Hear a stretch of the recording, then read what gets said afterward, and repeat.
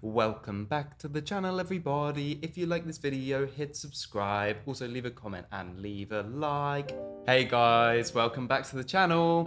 Today, I'm going to be building on one of my previous videos entitled Bill Evans Style 251 Lick. So that was an exercise I devised, which basically allows you to play over a 251.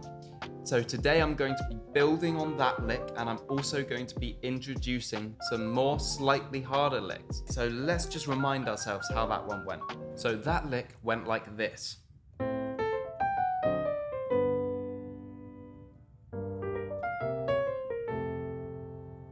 And then we also looked at a version of that lick which covered 3/6 as well as 2/5.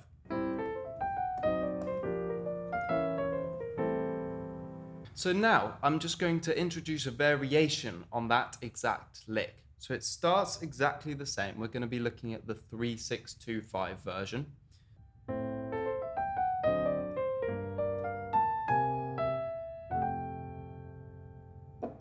I'll play it again.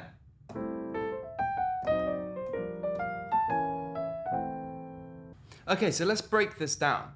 If you've watched the first video, you'll know that the first half of this lick is an arpeggio on the minor 7, and then it goes down the harmonic minor scale, and then it resolves to the 1. Or if we're considering that the 3, then it repeats that exact same melody a tone down. And then it ends on the major third of the 1.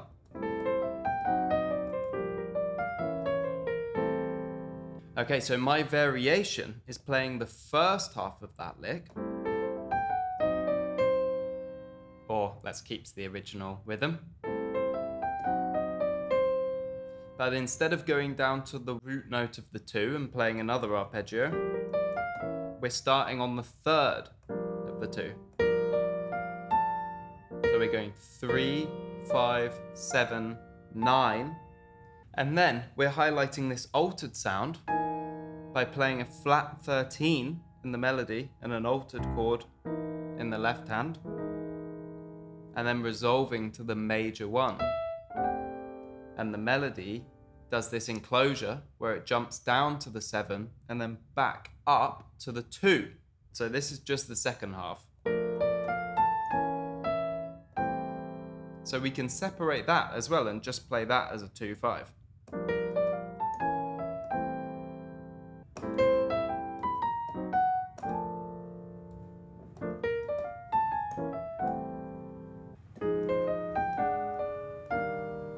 So if you practice that lick in all keys and you're able to play it just as a 2/5 and also as a 3/6/2/5, that will give you a lot more language to be able to play over jazz changes. Okay, whilst we're at it, let's introduce one more lick, which is a similar concept. It heavily outlines the altered scale, but this I find to be a little bit more melodic.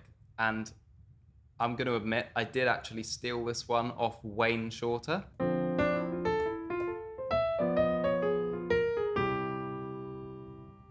It's really nice.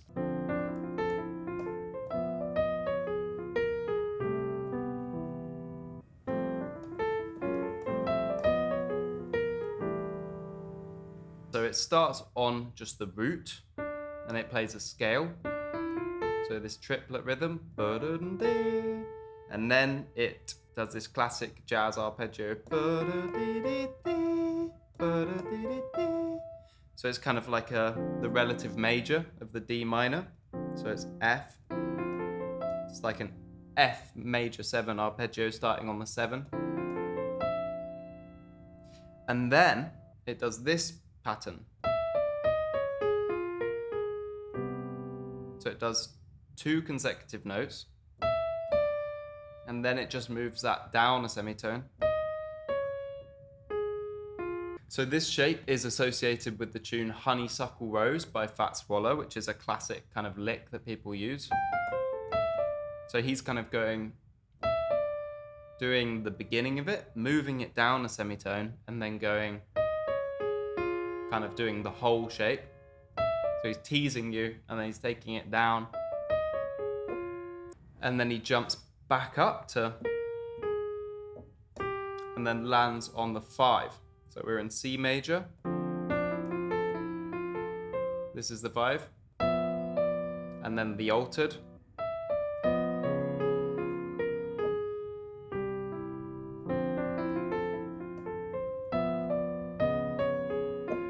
And the altered works really nicely as a tritone sub, because what's basically happening is he's outlining the arpeggio with the extra 9 above the root, which is C major. So he's kind of doing like a D flat add 9 shape and the 6.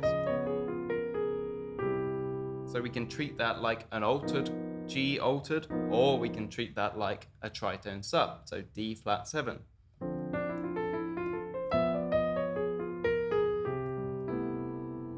Really nice lick there. Highly recommend you learn that one in all keys, and you can find the PDFs below the video with all these licks written out if you find that easier than learning it verbally. So I was quite influenced by that lick, so I created my own minor 2/5 lick, which is a similar rhythm and a similar theme where it has this honeysuckle rose melody kind of hidden inside. So we're starting with a D minor 7 flat 5. So what I'm doing is kind of like an F minor major 7 arpeggio.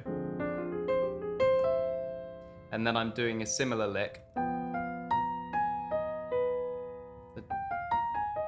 but instead of going down a semitone, I'm going up a minor 3rd.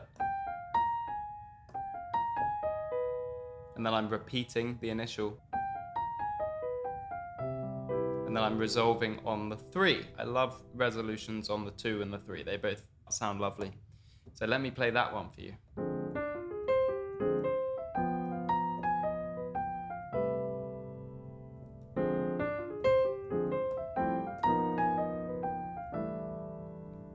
So what I did there was I basically, when I was still in C and playing diatonically, I just did a G dominant 7 with no extensions. And then the second I added this altered bit, I changed the chord in my left hand to altered. So we have a bit of tension and resolution. What I did there was a sus. That works as well. It's just kind of condensing the cadence into a shorter form.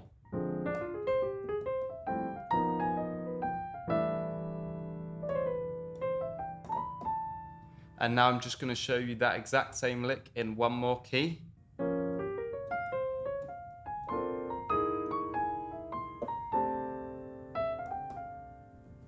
One more time.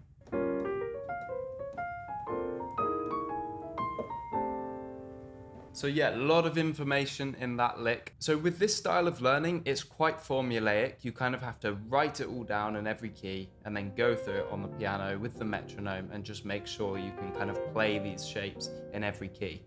And once you can do that, it will start coming out in your playing and it will feel great because basically you'll be able to put a lot more detail in your improvisation over changes. Just to quickly summarize what we talked about this video, I developed on some of the things we learned in my previous video on the major 2-5-1 lick, and we looked at variations with the 2-5 version and the 3-6-2-5 version. I then showed you an example of another slightly more complex 2-5 lick, which was by Wayne Shorter, and I showed you how you can take ideas from a lick that maybe you've transcribed and maybe alter it slightly by making it minor or putting it in a different key or making the rhythm slightly different. So thank you very much for listening, guys. I'll see you in the next video. Leave a comment if you have any questions. Thanks again for listening, guys. See you in the next video. Bye.